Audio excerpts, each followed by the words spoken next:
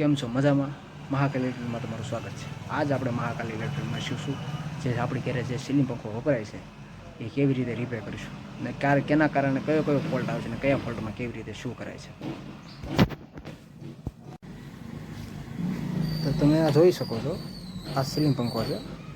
આ સીલિંગ પંખો હાવ આમ ફ્રી છે, કમ્પ્લીટ છે, પણ એને પાવર આપી એટલે તરત જામ થઈ જાય છે. એનું જે કારણ છે એ આની અંદરની વાયરિંગની કોઇલ આવે કે નહીં, કોઇલના લીધે એમ થઈ જાય છે. બાકી પંખો ફ્રી છે, બેરિંગમાં કાંઈ હાર્ડ નથી. આ પંખો આપણે ખોલીને જોઈ લીધો છે કમ્પ્લીટ.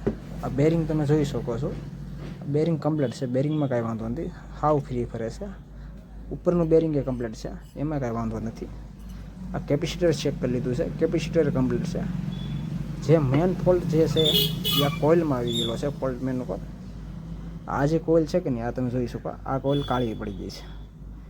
તો આમાં જે કોઇલ આ કાળી પડી ગઈ છે એના કારણે એક કોઇલ કારણે આપણો આખો પંખો તો બંધાય નહીં. આ કોઇલને આપણે ડાયરેક્ટ કાપી નાખશું ને અહીંથી અહીં સુધી એક કનેક્શન મારી દઉં ને આ કોઇલને આપણે બાયપાસ કરી નાખશું એટલે પંખો આપણો કમ્પ્લીટ ચાલુ થઈ જાય.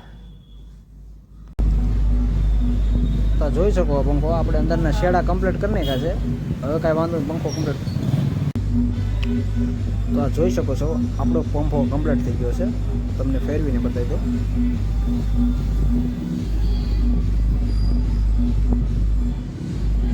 કમ્પ્લીટ થઈ ગયો છે પંખો આપણો.